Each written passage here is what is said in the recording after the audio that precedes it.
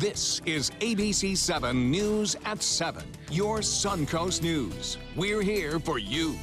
Our whole court system is innocent until proven guilty, except for that. And now we're all on the same page, which is really cool. A major shift in Florida's Stand Your Ground law. Under a recently signed measure, the burden of proof in pretrial hearings is now on prosecutors instead of the defense. The state will now have to argue the defendant's life was not under threat. How will this affect cases going forward? We'll hear from both sides on this controversial law. Good evening, I'm Haley Wilgus. Alan is off tonight. We'll have more on the change to Stand Your Ground coming up. But first, our top 7 stories at 7. We begin in Punta Gorda, where a jury is finding Police Chief Tom Lewis not guilty on charges related to the shooting death of 73-year-old Mary Knowlton at a Citizens Training Academy in August. Lewis was charged with culpable negligence in the death of Knowlton. She died during a shoot, don't shoot scenario when Officer Lee Cole accidentally used real bullets instead of blanks. Prosecutors argued Lewis was at fault for not having more safety measures in place, but it only took a jury 3 hours to clear him of the charge. The family of Knowlton responded to the ruling. I didn't figure we were going to get justice here. The way the police were, sticking up for their buddy. It's pretty much a good old boys network. Going up and seeing the defense attorney or lawyer up in Clearwater, I mean, there's signs right there that, everything's wrong. Chief Lewis remains on administrative leave until an internal affairs investigation is complete.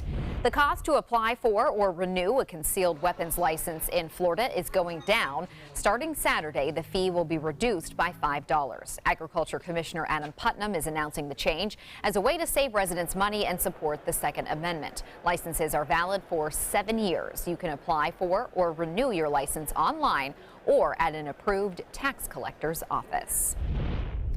A follow-up on a Sarasota businessman accused in a multi-million-dollar Ponzi scheme. Marvin Kaplan is now cleared of all charges. In 2012, Regions Bank accused Kaplan of orchestrating the scheme through an advertising agency. The bank said Kaplan performed check fraud to aid and abet the $40 million scheme by Gary Truman Smith and his son. Kaplan lost $20 million in the scheme, prompting a 5-year legal battle. Now a judge is ruling in his favor. It's been 5.5 years. It's been a long time. I'm a go-getter type of guy, so I'm not letting, I'm not going to let this hold me back. I'm not retiring. I still want to, do things. Hopefully it'll let me propel myself forward. Kaplan's attorney says that they plan to file further proceedings against Regions Bank. Kaplan owns multiple businesses on the Suncoast, including several restaurants and the Ellington ice skating rink. A Sarasota woman is facing charges for animal abuse after deputies say she left her dog tethered to a utility trailer, emaciated and covered in maggots. Animal Services was notified after a Good Samaritan rescued the animal from a home on Walnut Avenue earlier this month.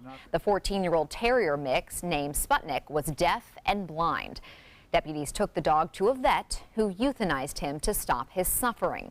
Diana Harrelson is now under arrest, charged with aggravated animal cruelty. Deputies say despite knowing about the dog's condition, Harrelson moved to Mississippi months ago. She told investigators she did not have the money to have the dog put down. Her basic response was that she wanted the dog to die a natural death, and the death that dog was dying was far from being natural. If you've seen the photos, and they're just horrific. The man living at the home, Joseph Shepard, is facing misdemeanor charges related to the alleged animal abuse. The couple had another dog named Bella, who is now in the custody of Animal Services. New developments on plans to build on nearly 12 acres of land owned by the Venice Municipal Airport. Mayor John Hollick says the city is moving forward on negotiations to build a hotel on the site with Venice Realty Group. The former circus property has been vacant for nearly 2 years. No word on when the project will break ground. Meanwhile, a housing development in Venice is stalling. The proposal is to build 118 new homes near Auburn and Border roads. But neighboring communities worry that it would overwhelm the area. Right now, they're requesting fewer homes be built. Venice's city council is hearing arguments over the proposal. For the time being, they're giving the developer more time to reach a compromise with adjacent communities. He had, prior to Tuesday, been working with the developer and had been able to receive some accommodations from the developer as far as the development itself. The developer plans to return to the city council with an updated plan in October. Suncoast beaches are often left littered during holidays and events, but now Sarasota County is launching an initiative to keep them clean during the 4th of July holiday. It is called Pack In and Pack Out. Beachgoers are asked to take away all of the trash they bring in. Volunteer groups on Siesta will be out in full force to provide trash bags along with disposable ash trays. And now we're going to head over to Bob and get a check on what our weather might be like for the 4th of July and this upcoming weekend before that. Bob? One thing you said there, packed in, pack out, that's the name of it. It's going to be packed regardless. All the beaches will be over the weekend, and it looks like it's going to be pretty good weather throughout most of the day. Right now it's 87. We have a few clouds, and the dew point pretty high, 75. Makes it feel a bit warmer. West winds are at 12. The pressure still pretty high at 30.07 inches. A lot of clouds and showers to the west of us. That's overriding on this high pressure ridge, and it kind of just missed us. We're getting some big storms, though, that are now developing. We talked about this at the 6 o'clock newscast. The two frontal systems kind of colliding right there by Wauchula and Arcadia. You can see that outflow boundaries, both of them meet right there, and an explosion of storms all the way through the central portion of Hardee and DeSoto counties near Arcadia, and that is going to move off to the west. Now, there's another big cell that has just popped up into eastern sections of Sarasota County, southeast of Lakewood Ranch. So we're not done with the storms yet. We had a few earlier from Venice down to Inglewood at around 3 o'clock this afternoon. More are on the way as these outflow boundaries continue to interact with the sea breeze, and this line here will slowly progress toward the west, but it will weaken. So we'll keep a chance for showers and a few thunderstorms throughout our area, even near the coast, up until about 10, 11 o'clock tonight. Skies will be otherwise partly cloudy and temperatures into the mid-70s by 11 o'clock. Well, the visible satellite imagery showing a lot of sunshine today. We had it, and now the storms are creating some clouds around, and those clouds, I said, will stay with us through the midnight hour, and then we'll see some clearing after that. Temperatures will remain on the warm side. We'll have more in the forecast in just a few minutes. Thank you, Bob. Still to come, Second Amendment supporters are declaring victory as Florida changes its controversial Stand Your Ground law. Find out why some fear it could have deadly consequences when we return.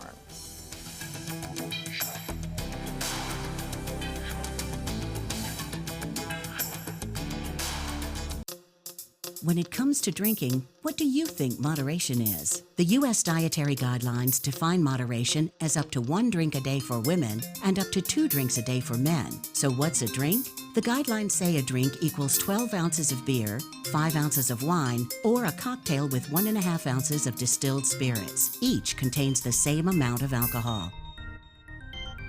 Like to learn more? Visit drinkinmoderation.org.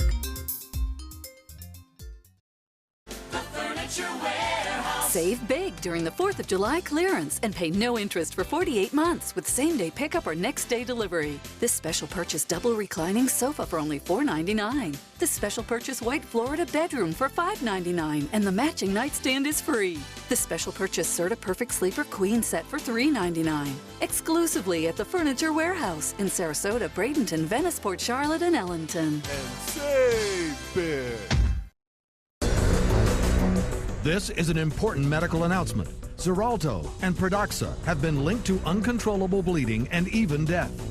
If you've been prescribed one of these drugs and have experienced these dangerous side effects, you may be entitled to substantial compensation. Studies show that Pradaxa can cause more heart attacks than warfarin, and other countries have already issued safety warnings against this drug. Call now for a free assessment of your case and potential money damages. The call is confidential, there's no cost, and you may be eligible. Juries have awarded millions of dollars to Pradaxa victims, and thousands of Xarelto victims are filing their legal cases. Call the Drug Watch hotline if you or a loved one used Xarelto or Pradaxa and experienced uncontrollable bleeding, brain hemorrhage, or even death. You must call now. Call 800-747-0618. 800-747-0618.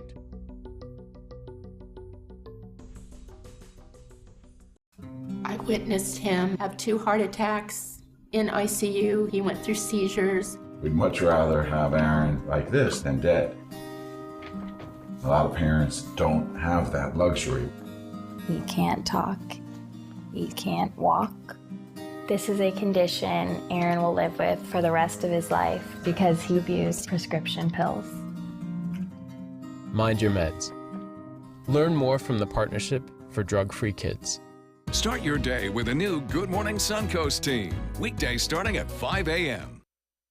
As if Florida's Stand Your Ground law wasn't controversial enough, now state legislators have amended the law, putting the burden of proof on prosecutors to prove a suspect didn't have a legitimate fear for their life at the time of a shooting. Kate Flexter joins us with more. Kate. Thanks, Alan. Gun rights advocates say this is a necessary protection for those acting in self-defense.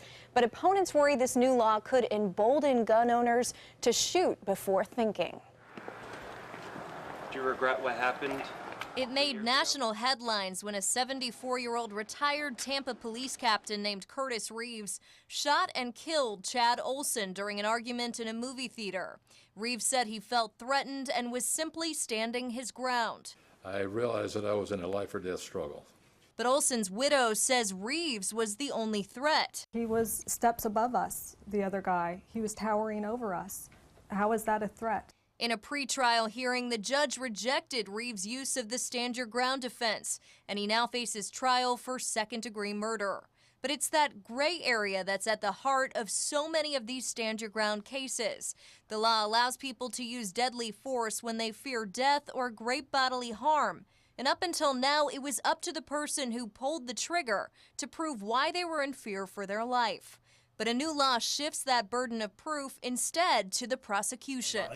It's a 9mm. Owner of Young Guns and Safety, Mike Young, says it's an important protection for those who are truly acting in self-defense. Our whole court system is innocent until proven guilty, except for that.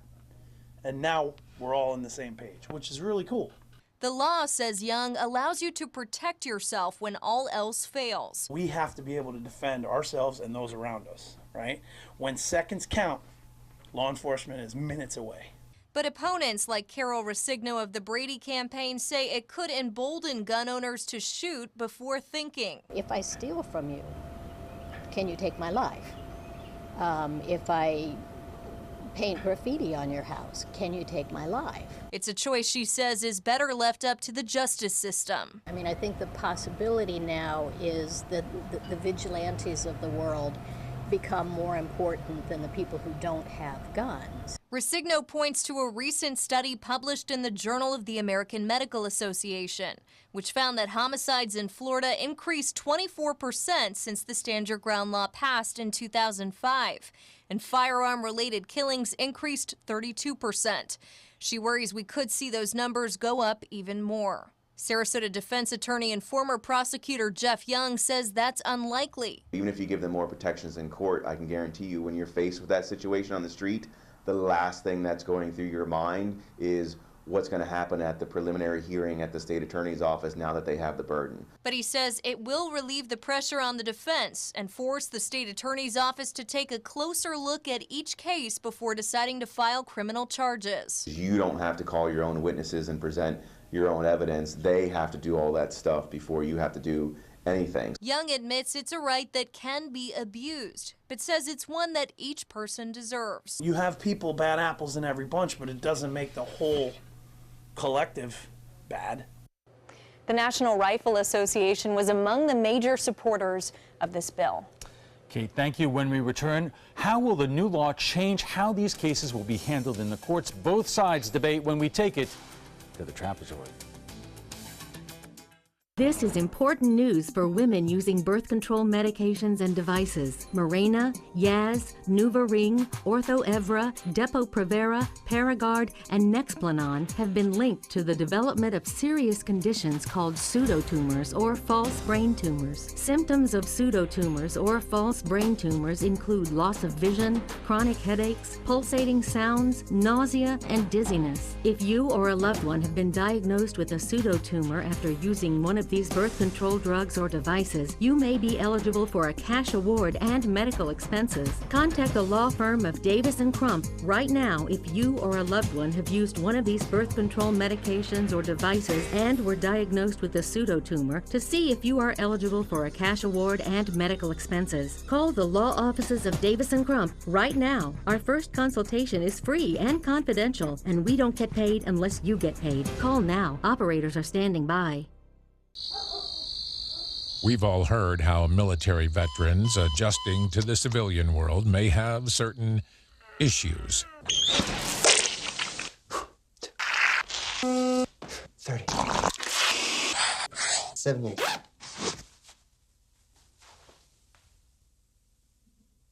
If only everyone had this issue. No matter what challenge they face, Easter Seals is here for America's veterans. There was this big bruise on my friend's face. I didn't want to see it. I didn't want to think her own nephew could have hit her. I didn't want to see it. My mother's bank account was emptied, and a caregiver had taken control of it.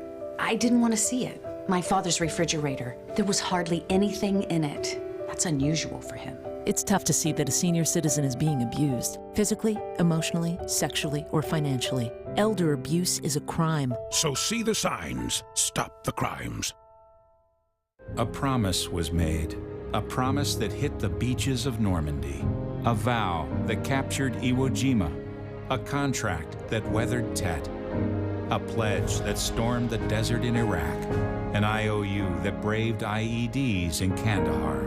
A promise was made to America's veterans. DAV fights to keep that promise, so all veterans and their families get the benefits and support they earned. For help, visit DAV.org. Welcome back. Stand Your Ground has long been a controversial law, but now it's getting even more controversial. The previous version was signed into law in 2005. It required defendants to prove that they had to use force in self-defense, but under the new version of the law signed earlier this month, the burden of proof is now in prosecutors' hands. Essentially, in pretrial hearings, prosecutors have to prove that Stand Your Ground is not applicable. Joining us for more on the change to the Stand Your Ground law is Susan Nylon of Nylon Associates and Jeff Young, a private attorney known locally as the gun lawyer. And Jeff, let me start with you. Is this a good thing? Yes, I would say it's a good thing, and I'm not just saying that as a gun owner, as a criminal defense attorney. Anytime the burden of proof shifts to the state, who are the ones that are trying to bring the charges against you, possibly throw you in jail, et cetera, it's always a good thing from a defense attorney standpoint whenever the burden shifts to the state. Now, obviously I like it as an extra added thing as a firearm enthusiast as well, but when you take everything as a whole, whenever the burden can shift from the defendant having to prove their innocence to the state having to prove their guiltiness, that's always a better benefit for a defense attorney. Susan, you're in an interesting position because you are a law student. I am. And someday you might be handling these cases. Do you have the same opinion? I don't have the same opinion because I think of the victim of the crime and the fact that everything has to be laid out in a pretrial conference. That's a heavy burden for the prosecutor's office to be able to do, on top of the fact that they're essentially having to lay out all their cards on the table just to be able to take it to trial. And there's a lot of problems that I see with it. It's my understanding that Florida is perhaps only one of 4 states that do this. There are a lot of states that have Stand Your Ground laws, but obviously many states that do have your Stand Your Ground laws do not go this far. Why here? Well, I think it's reflective of what people in the state want. We have a very strong gun ownership and advocacy group in the state. They've elected representatives to go up to Tallahassee and lobby for these type of changes. We have a governor who's pro-firearms and wants to sign them. So I think it's not necessarily indicative of a major problem that was in the state, but I think it's clear that based on the representatives and the laws that they want to pass, that our opinion and firearm-related people is that this is what the people of Florida won. That's what they elected, so it was passed. I would disagree with that. Sure. There was a, you know, just because the bill is lobbied and passed and signed by the governor doesn't mean it's the will of the people. Lobbyists for the NRA have a sole purpose, and that's to get their agenda through. It's never a reflection of what the entire state wants. Susan, that may be true, but the NRA backed a whole lot of proposed bills this past session. Only one of them really got through, and that was this one. And that's only because they found enough people to sign on to that bill. But that doesn't mean that the public is wanting it. In fact, most of the public, it wasn't even aware that it was becoming a bill, let alone something the governor was going to sign. So to say this is what the people of Florida wanted is a gross overstatement. There have been a number of high-profile cases involving Stand Your Ground in the last couple of years. I'm thinking about the movie theater shooting up in Pasco County. Obviously, there was another case up, I believe, in Tallahassee or Gainesville, and the terrible murder of the young black Trayvon Martin case. I'm sorry. It seems to me that you're taking something that was controversial beforehand, and now even putting it in situations where you may have a lot of close calls that really get a lot of people on both sides of this issue aggravated. Well, our position is, and again, I'm speaking more as a defense attorney in this case than actual firearms, is whenever there's a close call, you should always err on the side of the defendant. You shouldn't err on the side of the state attorney's office or the prosecutors. So I don't think shifting the burden to them, and the burden is clear and convincing, which is one of the lowest burdens that we have in law. Simply shifting the burden to them on a clear and convincing standard is not putting a huge burden on there, and they shouldn't make a difference in any cases that they file. All right, we're going to pick up this conversation in just a moment, right after we check on our weather. This Sarasota Powerboat Grand Prix Minute is brought to you by Sarasota Ford. The Sarasota Powerboat Grand Prix was first organized in 1985. What began as an annual beach picnic for local children with special needs has expanded into an 11-day festival with the races televised to more than 100 countries. The entire festival is produced by Suncoast Charities for Children. The Grand Prix not only generates revenue for charity, but also a significant economic impact. Last year's event generated an economic impact of $37 million. They're coming from Tampa, Fort Myers, even Orlando. They're coming from everywhere for the Sarasota Ford Promise. Our promise means a new car you'll love. If not, return it for one you do. At Sarasota Ford, we promise live market pricing. We monitor national pricing on our entire inventory, so you get the best deal. In fact, we guarantee it. Bring us any competitor's ad, and we'll beat it by at least $1,000. That's why they're coming from everywhere to Sarasota Ford, where 41 meets 301. SarasotaFord.com. Mom? Grandma, it's us. Mom? Are you here?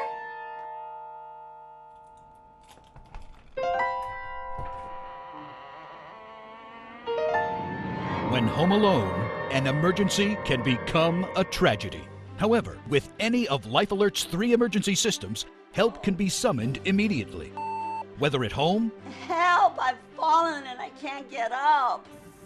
in the bathroom, I've fallen in the shower. and on the go. Help! I've fallen in the park and I can't get up. Don't worry, help is on the way.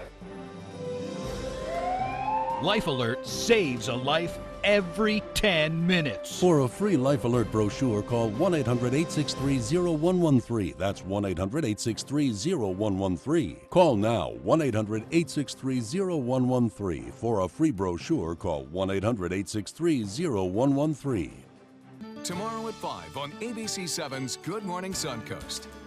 Hello, I'm Jacqueline Matter. And I'm Ray Collins. It's the annual Suncoast Grand Prix race weekend. That includes a big block party tomorrow night in downtown Sarasota. We'll tell you when and where you can go to take part in this fun all weekend. That's tomorrow on Good Morning Suncoast. John?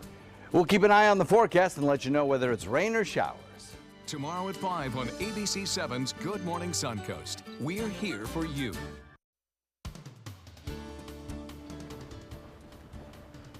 Tower cam showing calm conditions along downtown Sarasota, looking over the Ringling Bridge right there. Pretty nice here, but boy, different story as storms are starting to fire up all over the Suncoast now, east of I-75 and even west near Northport. Go to the maps to show you a picture that was sent in earlier. Calm conditions earlier from Turtle Beach. Cindy Desmond capturing that shot of some storms that were developing around 2, 3 o'clock this afternoon. Casey Key webcam. A nice day out in the area beaches. Calm conditions out there.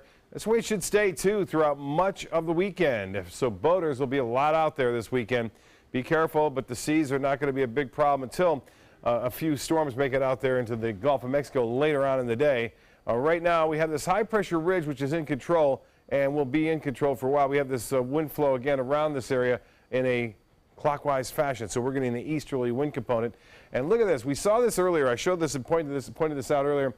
The outflow boundary and the west coast and east coast breeze met right there across central, Hardee, and DeSoto counties. Just an explosion of storms with a tremendous amount of lightning from Polk County all the way down into DeSoto County. And then another cell has popped up just along the interstate. Rather ominous conditions developing up and down the coast from Manatee County southward, from the interstate, I should say, all the way down into Sarasota County right now. The heaviest rain by far right there near Port Charlotte and Northport, with a few lightning strikes outside of that line that's in Hardee and DeSoto counties. 87 degrees right now. We have some clouds in the upper levels, but generally sunny skies near the beaches. The barometer 30.07 inches. That is, for the most part, rising now.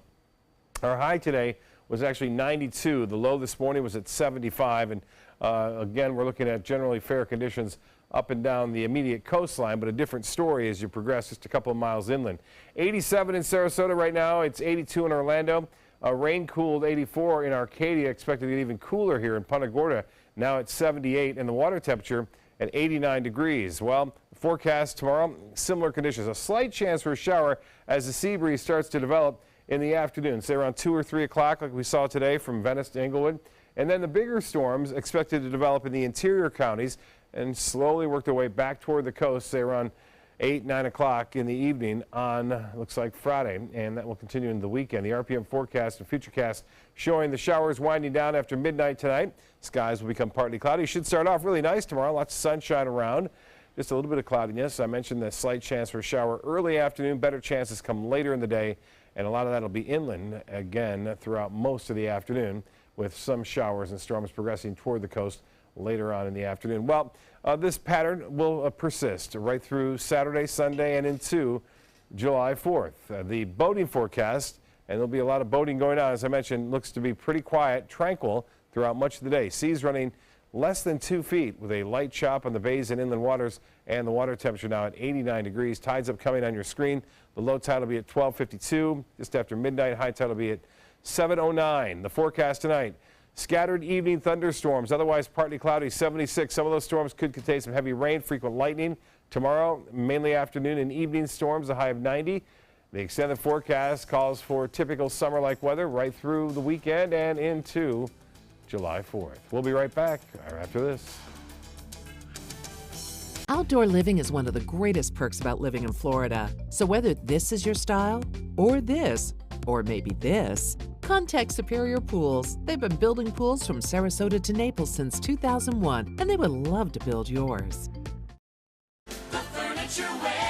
Save big during the 4th of July clearance and pay no interest for 48 months with same-day pickup or next-day delivery. This special purchase double reclining sofa for only $4.99. This special purchase white Florida bedroom for $5.99, and the matching nightstand is free. This special purchase Serta Perfect Sleeper Queen set for $3.99. Exclusively at the Furniture Warehouse in Sarasota, Bradenton, Venice, Port Charlotte, and Ellington. And save big.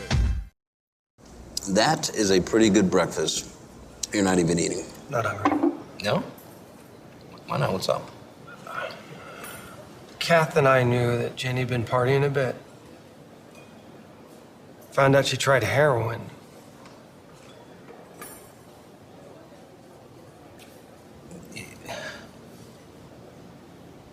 Most people don't know what to say about drugs, but we do. Visit us at drugfree.org. I am the resident district manager on the FAU campus for Chartwell. Whenever I see Haley, I do not see a person with a disability. I see a person with extraordinary abilities. Haley is always smiling. She's always on time. She gives fantastic customer service and is always focused on any job that she's given. Hi, this is Dan Marino. When your business recruits people with disabilities, everybody wins. To find out how, go to abilitieswork.employflorida.com. Ever since I can remember, I've been intrigued by industrial design and the optimization. Wait, that's passion? Ever since I can remember, my passion has been industrial design. We need 3D printers for Miss Adams' engineering program so that we are ready to solve 21st century challenges. Impressive.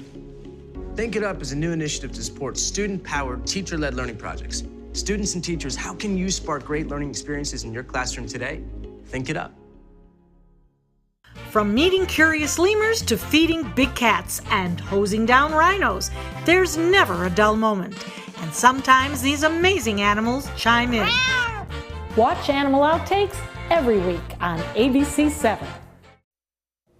Welcome back. If you're just joining us, we are discussing Florida's Stand Your Ground law. Governor Rick Scott recently signed a bill shifting the burden of proof in pretrial hearings that cites Stand Your Ground as a defense. Now the prosecution has the burden of proof. What does it mean for these cases? Our guests tonight are Susan Nylon of Nylon and Associates and Jeff Young of the Law Office of Jeff Young, Private Attorney. Jeff, how does this fundamentally change a gun case where Stand Your Ground could be a defense?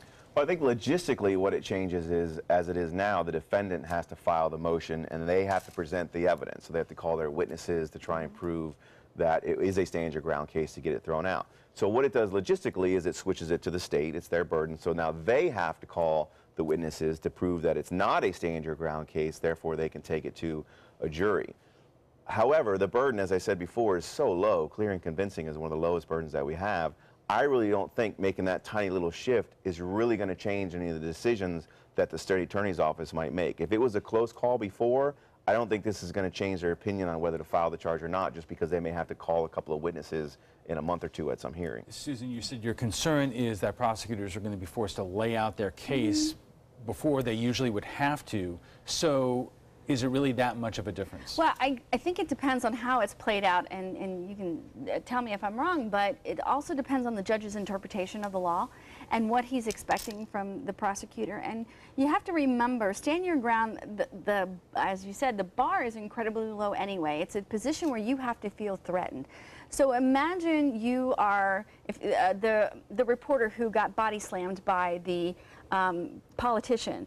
Well, you know what? Who's to say that that reporter didn't have a gun in his pocket and as he was getting pummeled by the politician, pull it out and shoot him?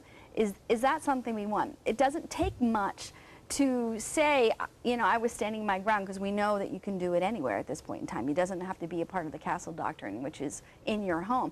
So when you have that burden so low, and then you have most of the victims are deceased of this, then it's completely on evidence that's gathered from the prosecution, and how much they're willing to invest in that, how much time, how much evidence they can lay out all for a pretrial hearing.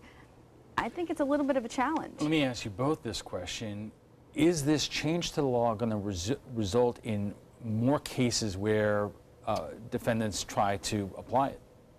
No, because that part of the law was there regardless of whether they changed it or not. A defendant was always going to file a stand your ground motion if they believed it was a stand your ground. I don't think now they're going to say, well, because the state has to do it, why not? Let's go ahead and do it. If it was a case that met the criteria, they were going to file it. The only issue here would be whether a prosecutor who would be on the fence on a filing decision, if normally it would be on the defendant, if they would say, well, I'll go ahead and file it and let him do all the work, or now I have to do all the work, I'm not going to file it. My belief is if the case is that bad to begin with, we're doing this tiny little bit of extra work is going to prevent you from making a filing decision, then it's probably not a very good case that should be filed in the first place. So I don't really think it's going to make any changes in the prosecutorial decision making.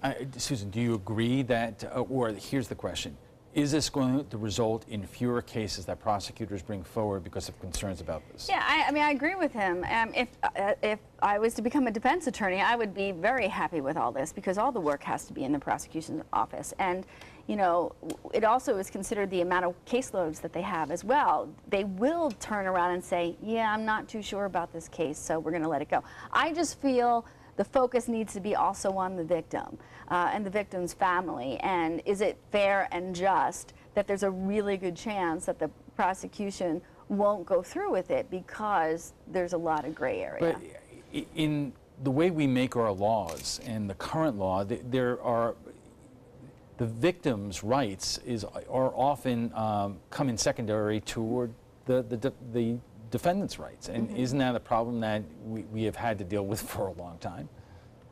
Yeah, I mean, one can always make an argument about that. I mean, as a defense attorney, certainly my main priority is to my client, but obviously we've all been victims of crimes or know people that have, so I certainly have sympathy for those people. But I think when you're talking about giving the state the ultimate power, which is to take away your liberty and your freedoms and put you in jail, anytime you want to give the state that kind of power, you should make them do the work that they need to do to exercise that power. And I'm not going to lose any sleep or have any sympathy for any prosecutors whose caseload may be too high that they can't make that decision. Then don't arrest my client and try and put them in jail. But in terms of some of these cases, and I'm thinking about the high-profile cases that we have often reported in the news, I would imagine it is difficult for prosecutors to drill down and find out what is in the mind of an accused shooter, before one of these incidents take place. Especially when the victim isn't alive, to actually explain their side of the story. It's gathering all the evidence and the witnesses, and if there isn't even a witness, there's been times where there hasn't been a witness. It's a really hard case to lay out. So is that in itself unfair? For instance, Trayvon Martin was not around to give his version of the story. There were not, I don't know if there were any eyewitnesses to that shooting. There so weren't. You're relying on what George Zimmerman said, and does that not provide prosecutors with a fair ability to prove whether or not, stand your ground was a legitimate attempt at defense? Well, but that's always been the issue, whether you're talking about stand your ground or not. The Trayvon Martin case wasn't a stand your ground case. That was a straight up self-defense case. And self-defense has been a defense since the dawn of time. So prosecutors in cases where it's a he said, she said, or a self-defense claim, have always had the burden of trying to prove what was in the mind of the defendant and whether they acted appropriately. The stand your ground law hasn't changed that aspect of our law. On the other side of that, is it possible that this could work against an accused person? For instance, I'm thinking about the movie theater shooting up in Polk County, where you had statements by the shooter's wife saying, you did not have to do that, and other people in the audience who take issue about whether or not the retired police officer had to shoot when he said. I mean, could it work against the defendant? I mean, I would have we would probably agree on this. I don't think the new change is really going to make much of a difference in that. It's just placing the burden on the prosecutor as opposed to the defendant, and it's not. I don't think it's going to be that big of a difference. If there's a ton of witnesses, I would imagine the judge is going to say, yeah, let's take it to trial. So I'm only concerned of when there aren't any witnesses, or there's not enough time. You can't just sit on this for 6 months to a year while you gather the evidence.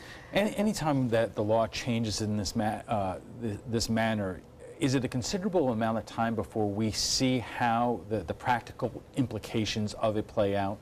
Yeah, I think that's clear with any kind of law that should make any changes. It's going to take a while to see how many people file these motions, how many of them succeed.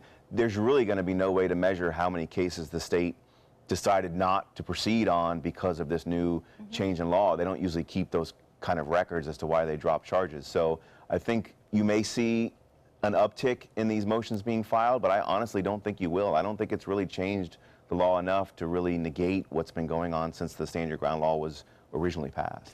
Is there a possibility here that as it gets applied or not applied, that the appellate and the Supreme Court will have to have their say in terms of whether or not this is even constitutional?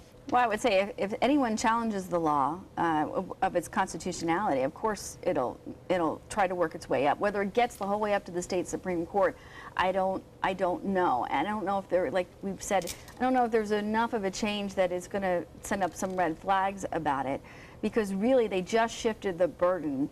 If anybody's going to challenge stand your ground, it's going to be the law as a whole.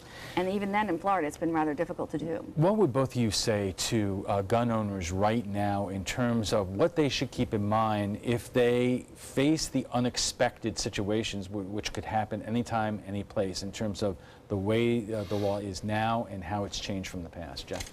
Well, I would tell them the same thing I always tell them. When you're in that situation, the last thing you should be thinking about is, well, what about this law? What about this? Or what's the cop going to say? What's the attorney going to say? If you're in a situation where you feel your life or your family's life is threatened, you need to act however you feel you can appropriately act. Don't take the second to waste thinking about something that may happen down the line. You act, hire a lawyer, and we'll deal with it later on down the road. Susan? Well, I think the caution should be for the people that get engaged that are not gun owners. I would think twice about standing up and choosing a fight with someone that you just don't know how they're going to react, because it's just an unknown that to me is not worth the risk for whatever you're protecting, unless, like you said, it's your family or your home. If it's just a fight on the street, or if it's just a reporter and you know, an elected official, let it go and walk away. Good advice. Well, that's always good advice. Let's take a quick break, and when we return, we'll have final thoughts from our guests, plus what some of our viewers are saying about last night's topic, energy exploration on the Atlantic coast. Attention, Americans eligible for Medicare. Are you getting all the benefits you're entitled to? Did you know there may be money available to lower your medical prescription costs? Call Health Markets and we'll tell you if you qualify. Hi, I'm Dr. Martin Jeetsi. It's a new Medicare year. That means more changes and more confusion. The key question is, what can you do now to ensure you get the care you need in the coming year? Call Health Markets today. You may qualify to save money on prescriptions. We'll help you find plans that may cost less, cover more, and could even lower your prescription costs to increase your savings. We help you find all the benefits you're entitled to, and we do it at no cost. Make sure you have what you need to get the care that's right for you. Find out if you qualify to receive extra help with your prescriptions. Call the number on the screen now. Representatives are standing by.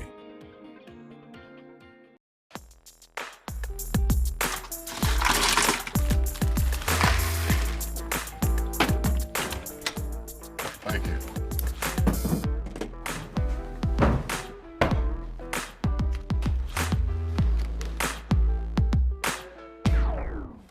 You got a king? Go fish! In your face, in your face, It only takes a moment to make a moment. Take time to be a dad today. I am powerful beyond my wildest imagination. I will define my future. I will keep challenging myself to improve. Because I am a future leader of this great nation. I will make a difference in my community. I will not settle for simply chasing my dreams, I will achieve them. Because I was given a chance. An opportunity. At Family, Career, and Community Leaders of America. The ultimate leadership experience. Join us. We'll build a new future together. Check out My Suncoast Dining on mysuncoast.com, your guide to the foodie lifestyle. ABC7's own Chef Judy serves up her favorite recipes, cooking tips and trends, dining blogs, step-by-step videos, and Suncoast Restaurant Guide. You'll find it all at mysuncoast.com/dining. Welcome back. Florida is now the only state putting the burden of proof on prosecutors in pretrial hearings of stand-your-ground cases. Should the law have been this way to begin with, will it cause more people to cite it as their defense? Our guests join us right now for final thoughts. Susan, you take a guess. You know, I'm sure the prosecutor's office or the state's attorney's office is going to say no, because they're already overburdened and overtaxed on issues. I think there are bigger issues regarding stand your ground and the gun laws and everything else that we really need to take a look at. I would not be as concerned, except, again, if you're the victim or your loved one is a victim and is not there to defend themselves for it. Jeff, were there bigger problems with stand your ground in Florida, and should that have been worked on before this? Well, I don't particularly see any, I mean, it may come as a surprise to you, I don't really see any problems with the stand your ground. It's a law that I agree with as a gun owner, and even as a defense attorney. Again, I always think that if the state is going to do something as serious as arrest you and attempt to take away your freedom, the burden should be on them to prove that they have the right to do so. It should never be your job to prove that they shouldn't do that. And anything, whether it's firearm related or drug related or anything that puts more of the burden on the state than on the defendant, I'm always going to be in favor for. Susan? You know, again, with the exception of if you're actually the wrongdoer, it's a really good opportunity to take advantage of a situation. So you're the one who sets the person up, or you're the person who does the assaulting first, you know, That's an advantage that you're going to get that you wouldn't normally have gotten if the burden was on the defense. All right, we'll have to leave it there. But before we go, we want to share with you what some of our viewers are saying about last night's topic, energy exploration on the Atlantic coast. President Trump is reversing an executive order by President Obama. Now companies will be able to search the Atlantic using seismic air guns to determine if there are oil and gas reserves. Environmentalists worry it could hurt marine life and could eventually lead to ecological disasters on our shores. What are some of you saying? Patrick McCarthy writes, I'll be honest, I'm a not in my backyard on this one. And Kyle writes, FYI, you'll abandon your cause of not in my backyard when it starts affecting your livelihood. Proof that the eco way of life is a social cult. Wow. And Susan Patton writes, can't leave anything alone, can we? If there is a way to make a few bucks, but it totally screws up what is beautiful, go for it. The money is way more important. Excuse me, I think I'm going to be sick. Okay? Well, what do you think about the changes to the Stand Your Ground law? Join the conversation by visiting our Facebook page at facebook.com/news@7. FYI, you can watch past discussions on demand. They're available on Apple TV, Amazon Fire, and Roku. Thanks to both our guests for being here tonight. Jeff Young is a private attorney at the law office of Jeff Young. He is also known locally as the gun lawyer. And Susan Nylon is the CEO of Nylon and Associates. When we return, we'll have a final look at your weather plus airport crackdown. The Department of Homeland Security is putting even more stringent measures in place for travelers to the U.S. We'll have the details in our primetime headlines. I knew I could get myself out of this.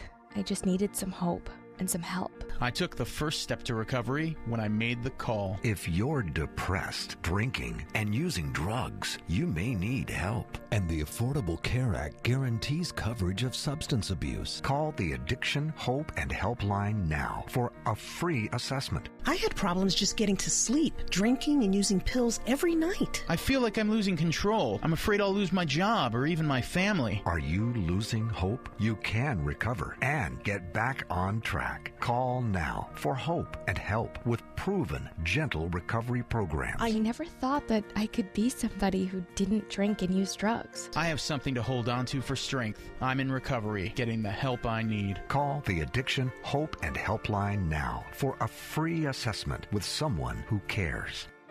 Call 1-800-764-8708. That's 1-800-764-8708.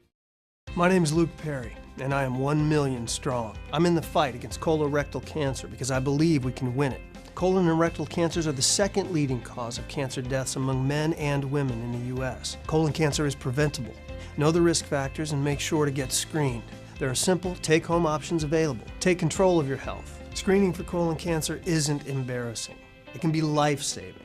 To find out more about your options, visit fightcrc.org. We answered the call of duty and left our homes to serve in far-off lands. Now we answer another call, this time at home, in our own communities, to respond in times of chaos, to use our strength, our skills, and our experiences to bring hope amid devastation and destruction. Together, as a team of brothers and sisters, we're continuing our mission to make this country a little stronger and a little better each day. We are Team Rubicon.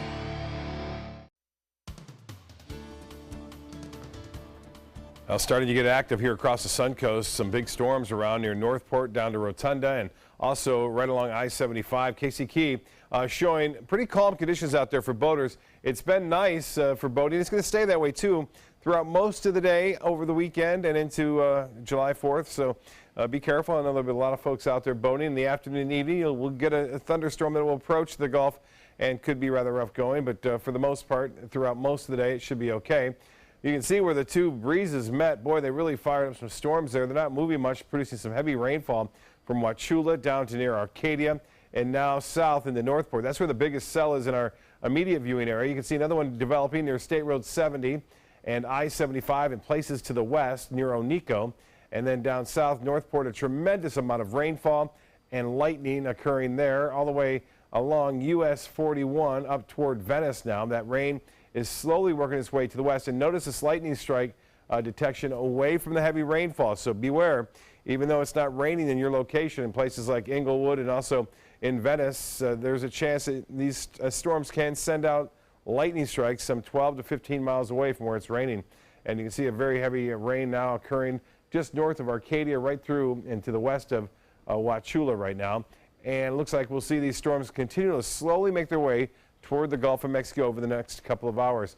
The satellite imagery is showing a lot of clouds to the north of us. We have this high pressure ridge in control, and that is for the most part going to be with us for the next several days. So it's typical of Florida-like weather with afternoon and evening storms taking shape each and every afternoon right through the next several days. The high today was 90, and that's pretty close to the average, which is 89, and no rainfall officially at the airport. The monthly total now just over 11 inches. Tomorrow's forecast similar to today. Showers and storms developing mainly late in the afternoon. And for boaters and beachgoers, here's what's happening. South winds turn to the southwest, 10 knots. Seas will be 2 feet or less, and the water temperature now 89 degrees. UV index will be at 10 tomorrow. Low tide 12:52. Sunset at 8:29. Sunrise at 6:39. The forecast for the next 7 days looks like this. We will see a good chance for afternoon and evening storms mainly through the next 7 days. Primetime Headlines is next. Stick around. I'm calling in regards about my mother, and I'm here, and I just want to thank you because it saved my mother's life yesterday. And I'd like to know the names of the people that came in and saved her. It's a wonderful thing. Thank you. With Life Alert, one touch of a button can get you help fast. For a free Life Alert brochure, call 1-800-990-3613. That's 1-800-990-3613. Call now, 1-800-990-3613. This is your brain. This is drugs. This is your brain on drugs. Any questions? Yeah, I have questions. Prescription drugs aren't as bad as street drugs, right? Weed's legal, isn't it? Drinking is worse than smoking weed. Isn't it? Why is heroin so addictive? Molly just makes you feel happy. I have questions. Mom? Dad, did you ever try drugs? They're going to ask. Be ready. Go to drugfree.org. A message from Partnership for Drug-Free Kids. My name is Haley. I have Fragile X syndrome. I work with Chartwells at Einstein's and FAU. I like being up front and interacting with students. The students are very nice and very hungry. Having a job is a big ticket for independence. Hi, this is Dan Marino. When your business recruits people with disabilities, everybody wins. To find out how, go to abilitieswork.employflorida.com. Here we go. We're gonna go out there in the rain. It's gonna get wet. All right, here we go.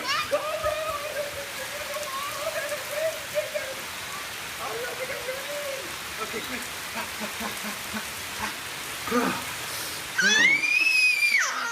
Oh yeah, yes. So much fun. Mwah. So wet. Hurricane season is here, and so is the official Suncoast Hurricane Guide from ABC7. This essential resource arms you with vital information you need to protect your family and property when severe weather threatens the Suncoast, including how to create your readiness plan and survival kit, shelter locations, what to do with pets, and important phone numbers. Visit mysuncoast.com and download the official Suncoast Hurricane Guide from ABC7. Brought to you by Batteries Plus, the Florida Lottery, and Sarasota Glass and Mirror. Now to your primetime headlines. Portions of President Trump's revised travel ban go into effect in less than 10 minutes after months of legal battles. The Supreme Court ruled this week to partially reinstate the ban on travelers from 6 majority Muslim countries, as well as all refugees. Under the new guidelines, if someone from a restricted country wants a visa, they will have to prove a bona fide relationship with someone in the U.S. The administration is defining that as a parent, spouse, child, son or daughter-in-law, or siblings. Any other relationship will be reviewed on a case-by-case basis. This definition is crucial to some trying to reach the country. It's just very frustrating to know that the federal government can just redefine the concept of family. I was raised by my grandparents. The idea that I wouldn't be able to have them at my wedding it's heartbreaking. The administration argues the ban will protect Americans from terrorists. Trump declared the reinstatement as, quote, a significant win for our national security. The U.S. is pushing airlines all across the globe to step up security if they want to fly into the United States. The Department of Homeland Security announcing new enhanced security screening measures. New rules will be phased in over time and include increased passenger vetting, explosives detection, and new high-tech scanning devices. If airlines fail to implement these measures, they will be barred from transporting personal electronic devices into the United States and could even be suspended from flying into the U.S. It is time that we raise the global baseline of aviation security. We cannot play international whack-a-mole with each new threat. A group representing most U.S. airlines says the new directives could cause significant operational disruptions and unnecessarily frustrating consequences for the traveling public.